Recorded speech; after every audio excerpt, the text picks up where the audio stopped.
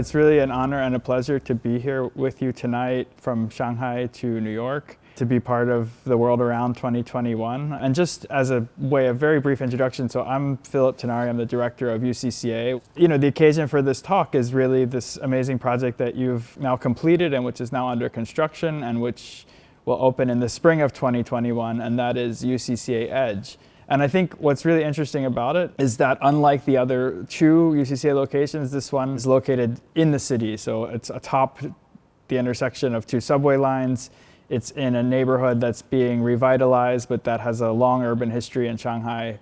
And it's inside a commercial tower that has other uses and functions, and that kind of came to us as is. And the museum that we made together that you designed sort of starts from some of those conditions, or all of those conditions and a few more even. So I think it's really kind of a precondition of architecture maybe in the 21st century and at this particular moment in capitalism, the way that art is now being inserted into places where it might not have gone before. And if we talk incessantly about moving away from the Greek temple and towards and out of the white cube and into new kinds of spaces for the display of art. And I think you guys have done so much thinking about where art gets to exist in this current social, economic, and ultimately also political configuration or set of configurations. So maybe as a way of beginning, I would love to hear your thoughts on that and how they relate to the project that we've accomplished together.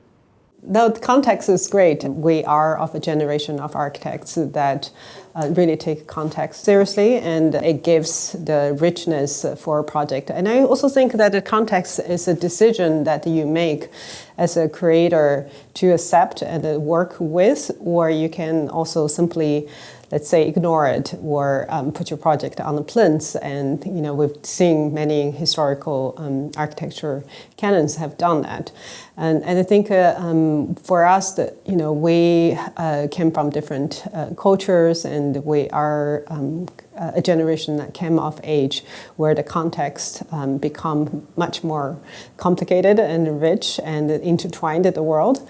And I think it is our responsibility to try to come up with a way to interpret it and live and situate ourselves in that, and to, I think, be able to reflect on it, but also create something maybe more productive and new out of that. And the building, I think, for our design is a little bit more insular. What we talked about is that we want to take the audience from the street level up to a place where there could be a site of reflection, and they could live with the art in a more protected and interior lights space. And then what's great about, I think, our site on the fourth floor, Phil, is that we have this terrace that wraps around the entire building. So after you have ascended from the street level through the 4 levels of the museum, to be able to go out and be connected back to the city after that moment of reflection, it's a quite exciting, unique feature of the building. And I think our design was very much, again, taking that unique condition and trying to work with that and trying to work that into the choreography of the visitorship experience.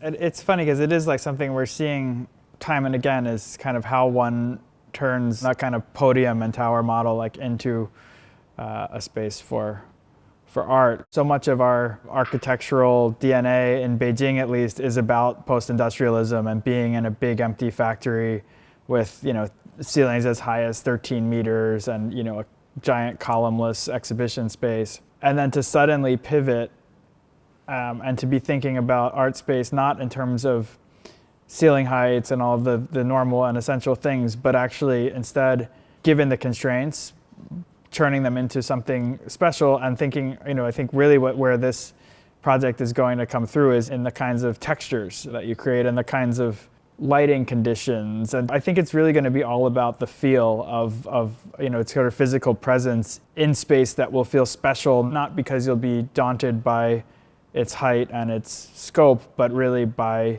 just the kind of character that the design has imparted to it. Right. I think one thing that thread through many of our projects, and especially in this one, is that the context, again, is a rapidly changing neighborhood, and a lot of the new buildings have gone up in the last 5 years or so.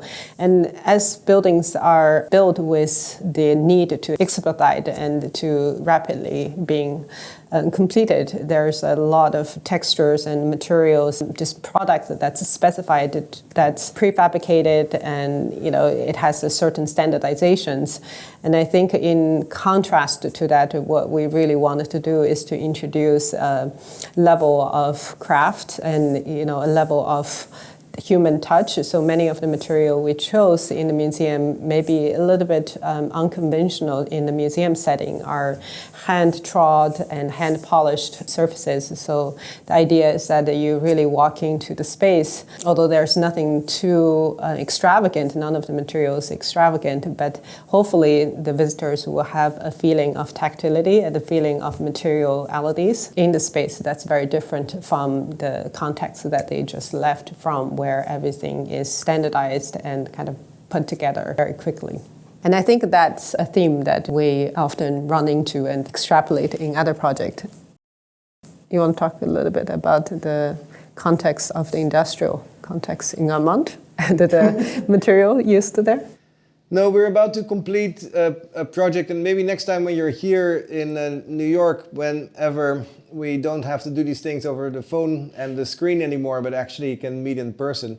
We'd love to show you. We are about to finalize this project. Also next year it will open in 2021 for a month, and it's basically a privately run arts residency. So it has residency studios, but also a gallery space, performance art space, restaurant and a bookshop, and offices, of course. But very differently, I think, in its situation. It's in an industrial neighborhood, sort of between East Williamsburg and Bushwick, where most of the buildings are large industrial warehouses. And what we did here is really distribute the program in this neighborhood over 3 lots, and you can actually navigate through little alleyways. From one street to the next and to the next. It's about, I think, 30,000 square feet. Yeah. But it is actually located in 4 buildings. And there we also try to scale down. It's interesting, actually, in some way, maybe at UCCA you're trying to, to sort of create as much space as possible, but I think try to sort of scale up, so to say. But I think what here it was more almost like scaling down, because the industrial buildings around there are so large. So the program is organized in these 4 separate buildings as sort of a collection of spaces. It's interesting because I think it is sort of always this question of how do you negotiate the specificity of the context with the neutrality that the art space needs to have. And indeed, often we use different layers and different textures in a way to bridge sort of that transition, right, between a very specific context and the neutrality that the art space should have. How do you envision that connection between the urban fabric and the larger social context and the project itself? I don't know, there's a certain poetry, I think, to the way you start to think through a potentially workable architectural relationship between site and project, between context and space. It's interesting, the other day we were asked to think about something very different, and they asked us to start thinking about it before we could go to the site, and we actually said we can't really think about anything before we go to the site. So in some way I think it is the feeling, in the atmosphere that the site carries that we really think about, and how to fold that into the project. Yeah.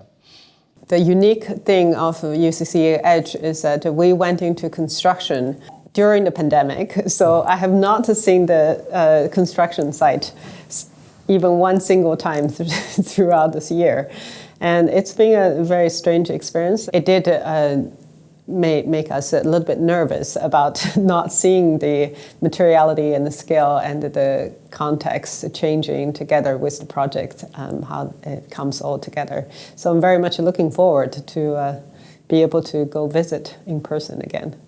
It is an interesting thought experiment, isn't it? Yeah, of overseeing or monitoring a construction project remotely.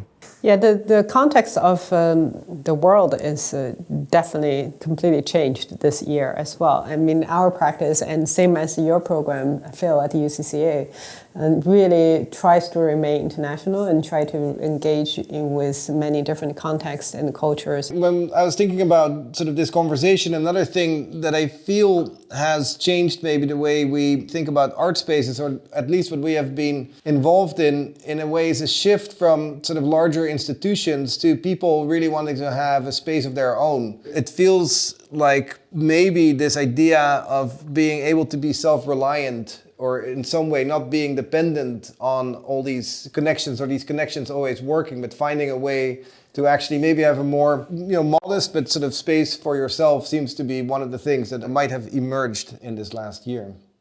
To come back to this kind of question of art and its institutions, I have this kind of idea that in the end, I mean, the American context, which I of course know best, like or grew up with, the museum in the end exists to create the ideal subject of a liberal democracy, right? I mean, it's an educational institution that's ultimately going to make it a better place to live. And of course, you transpose all of that to China, and you're immediately confronted with this whole other question of like, what then is the encounter with art to provoke, or to enhance, or to influence? Is the only option that it becomes a pure experience of consumption, or consumption of experience, or are there other kinds of vectors of enlightenment kind of embedded within this specific kind of experience? I don't know, maybe Jing, like knowing this system also as you do, you've had thoughts on that. I think the question of the audience and who comes through the door, in America, obviously, it's a big discussion at this moment, that how can you create institutions that are more accessible? How can we not charge $25 for the ticket, for example, right? I think that same question applies to China as well. I'm sure you have thought about it. The audience in China to go through institution, and especially contemporary art institution, it's still very self-selected group of people. So how can that be expanded and indeed go beyond, I wouldn't say consumption of experience, at least a thirst for experience, but just something that maybe serendipitously you can walk into. I think that's also what was quite exciting even in K11 when we were talking about embedding an art space in the shopping mall. And yes, it's a high-end shopping mall, and there's still a quite self-selected socioeconomical class coming through the door there. But we might even have visitors who didn't intend to go to the space, that just stumble, upon it. And I think in the UCCA Edge, I'm really curious if there are people, going to Joy City across the streets. They might see some big, funny object on the terrace, and then be lured in there, and maybe it's their first encounter with the contemporary art. And I would say that in Bushwick, in Amont as well, our idea of really try to embed the art space in the fabric of the city. And sometimes you can probably, for some people, you might walk by it and without even noticing that it's an art space. But you can actually walk into the art space without really having the feeling that you have to intentionally be there and christened by art. It's something that I think it's quite exciting in thinking about the art space in very close contact with the city going forward. And I think that typology is more exciting in terms of architecture's potential to bring art more closer to broader groups of people. Yeah, it strikes me, that throughout your practice, you've actually also witnessed the evolution of art institutions kind of periodically, through these different projects that you've undertaken since really the early 2010s, let's say. They're almost staggered with a pretty consistent rhythm. I would love to understand more, like, how do you see the values of people commissioning art spaces having evolved and changed in that period?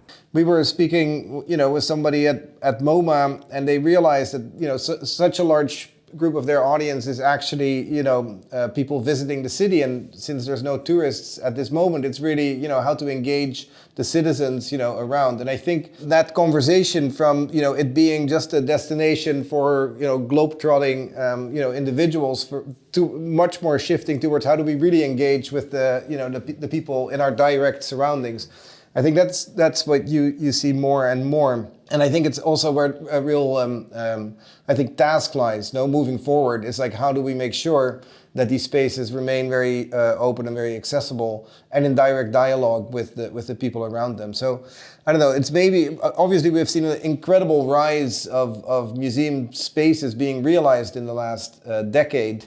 But I think the sort of very large, very iconic, very sort of imposing, that maybe started with Bilbao and then I think we've turned that corner and it is much more about being much better connected, I would say, to its context and very much in dialogue with the people around them. So maybe it's much more a sort of a finer grain and a maybe higher intelligent sort of way of being in dialogue with the audience.